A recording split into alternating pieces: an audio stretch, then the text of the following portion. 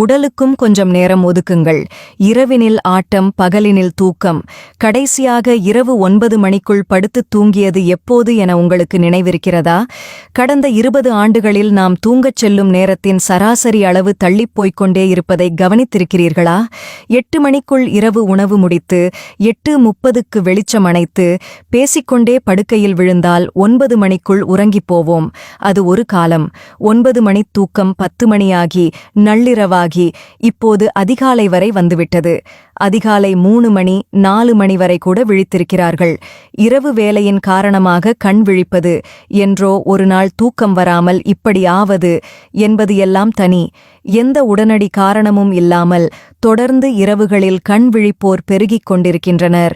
இதன் விளைவுதான் இந்த 20 ஆண்டுகளில் புதிதாக பெருகிப் பெருக்கெடுக்கும் நோய்கள்.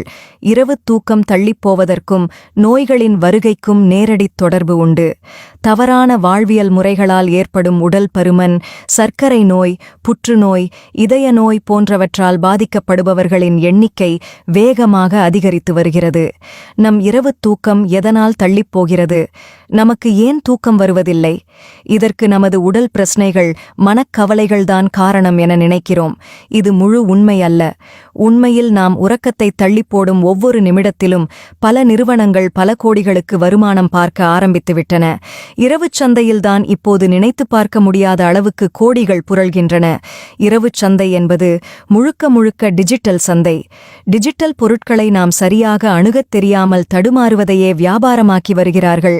அதிகரித்து வரும் காஸ்ட் ஆஃப் லிவிங் மற்றும் குடும்பக் கடமைகளைச் சமாளிக்க தனக்கு பிடிக்காத வேலைகளையும் செய்தாக வேண்டும். அதுவும் தொழிலாளர் சட்டத்தை மதித்து 8 மணி நேர வேலையெல்லாம் கிடையாது. குறைந்தது 10 மணி நேரம் உழைக்க வேண்டும். அதில் டார்கெட்டை எட்டி பிடிக்க வேண்டும். மனுளைச்சல் தரும் இந்த வேலையைச் செய்துவிட்டு வெளியே வந்தால் கடும் போக்குவரத்து நெரிசலில் சிக்க வேண்டும். சோர்வுடன் வீட்டுக்கு வந்து விழுந்ததுமே டிவியை ஆன் செய்து விடுகிறார்கள். அந்த மாய உலகத்தில் விரியும் வண்ணக் காட்சிகளில் மனம் மயங்குகின்றனர். இளம் வயதினர் மட்டுமின்றி பலரும் ஸ்மார்ட் போனில் ஃபேஸ்புக், வாட்ஸ்அப் என மூழ்க ஆரம்பித்து விடுகிறார்கள். சமூக வலைத்தளங்கள் எனும் உலகத்துக்குச் சென்றுவிட்டால் அங்கே அதற்கான வேடம் தரித்து பலர் பிஸியாகி விடுகிறார்கள். முன்னர் எல்லாம் இரவு உணவு முடித்ததும் திண்ணையில் ஓரிரு மணி நேரம் நண்பர்களோடு உட்கார்ந்து பேசிவிட்டே உறங்கச் செல்வார்கள். வீட்டுத் திண்ணை வாட்ஸ்அப் ஆனது. வாட்ஸ்அப் உரையாடலில் நேரம் போவதே தெரிவதில்லை. சொந்த வீட்டில் இருப்பவர்களுடன் கூட வீட்டில் கொண்டே சமூக வலைதளங்களின் வழியே தொடர்பு கொள்பவர்களும் இருக்கிறார்கள். தினமும் நள்ளிரவைத் தாண்டிய சாட்டிங்குக்குப் பிறகு குட் மார்னிங் சொல்லிவிட்டுத்தான் படுக்கைக்குச் செல்கிறார்கள். இரவு உறங்கிக் கொண்டிருக்கும் போது திடீரென எழுந்து ஃபேஸ்புக்கில் போட்ட போட்டோவுக்கு எத்தனை லைக்ஸ், வாட்ஸ்அப்பில் மெசேஜ் வந்திருக்கிறதா என அடிக்கடி செக் செய்து கொண்டே இருப்பதை கம்பல்சிவ் பிஹேவியர் எனச் சொல்லும் ஒரு வகையான மனநலப் பிரச்சனை என்றும் கண்டிஷனல் இன்சோம்னியா எனும் தூக்கமின்மை நோய் என்றும் மருத்துவர்கள் சொல்கிறார்கள். பலர் தினமும் காலையில் விழித்து எழுந்ததும் செய்யும் முதல் வேலை என்ன? தலையணை அருகே இருக்கும் மொபைலை எடுத்து இன்டர்நெட்டை ஆன் செய்து வாட்ஸ்அப்பில் ஏதேனும் மெசேஜ் வந்திருக்கிறதா என பார்ப்பதுதான். நாம் எவ்வளவு தூரம் சமூக வலைத்தளங்களுக்கு அடிமையாகி வருகிறோம் என்பதை உடனடியாக உணர வேண்டிய தருணம் இது. இரவு தூக்கம் தடைபடுவதால் ஏற்படும் பிரச்சனைகள். நமது உடலுக்குள் மனசுழற்சி கடிகாரம் இருக்கிறது. பொதுவாக சூரிய உதயத்தின் போது எழுந்து உற்சாகமாக வேலை செய்வதும் சூரியன் மறைந்த பின்னர் இரவு உணவை முடித்துவிட்டு உறங்கச் செல்வதும் தான் இயற்கையோடு இயைந்த வாழ்வு. ஏன் நாம் சூரிய வெளிச்சத்தில் மட்டும் இயங்க வேண்டும் என்பதற்கு அறிவியல் விளக்கமும் உண்டு. சூரியன் மறைந்த பிறகு இருட்டு நேரத்தில்தான் மெலட்டோனின் முதலான பல ஹார்மோன்கள் நமது உடலில் சீராகச் சுரக்கும்.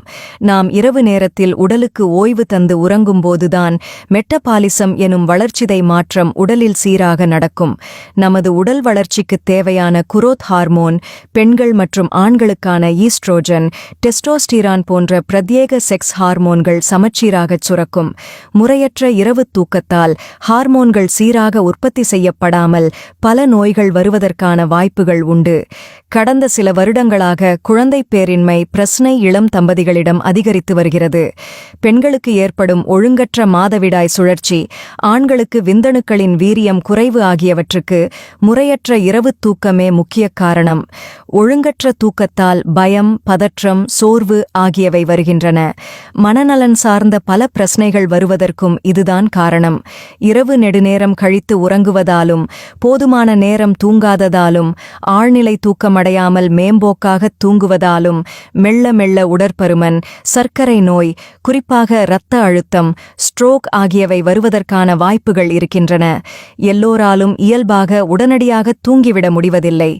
ஒவ்வொருவருக்கும் தூக்கம் தடைபடுவதற்கு வெவ்வேறு காரணிகள் இருக்கின்றன. பொதுவாக தூக்கத்தை பாதிக்கும் காரணி வெளிச்சம்தான். இருள்தான் மனிதர்களுக்கு தூக்கத்தை தூண்டும். அதனால்தான் வெளிச்சத்தை அணைத்துவிட்டு தூங்குகிறோம். சமீப ஆண்டுகளாக இரவிலும் வெளிச்சம் கண்களை பறிக்கிறது. வீதிகளில் மட்டுமல்ல, வீட்டுக்குள்ளும் இரவு வெளிச்சம் அளவுக்கு அதிகமாக அதிகரித்துவிட்டது. ஒரு காலத்தில் மின்சார விளக்கு மட்டும்தான் நமக்கு இரவு வெளிச்சம். பிறகு டிவி வந்தது. கம்ப்யூட்டர், செல்போன், லேப்டாப், டேப்லெட் எல்லாம் வந்துவிட்டன. அனைத்தும் அதியுயர் வெளிச்சத்தை உமிழ்கின்றன. இதனால் தூக்கம் தள்ளிப்போகிறது. மொபைல் வெளிச்சம் தூக்கத்துக்கு கடும் எதிரி. பலர் அறை விளக்குகளை அணைத்துவிட்டு மொபைலில் நோண்ட ஆரம்பித்து விடுகிறார்கள். கண்களுக்கு அருகில் வைத்து மொபைலை பயன்படுத்தும் போது அந்த வெளிச்சம் நமது கண்களையும் மூளையையும் பாதிக்கும், தூக்கத்தை தாமதப்படுத்தும். ஒவ்வொருவருக்கும் வேலை நேரம் என்பது வித்தியாசப்படும்.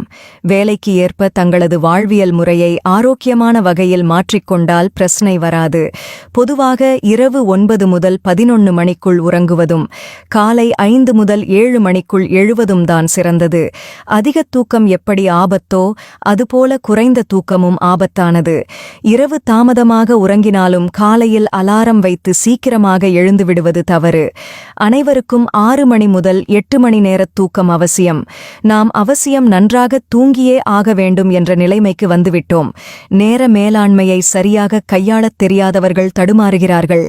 நண்பர்களுக்கு, மொபைலுக்கு, டிவிக்கு என நேரம் ஒதுக்குவதில் தவறு இல்லை. உங்கள் உடலுக்கும் கொஞ்சம் நேரம் ஒதுக்குங்கள்.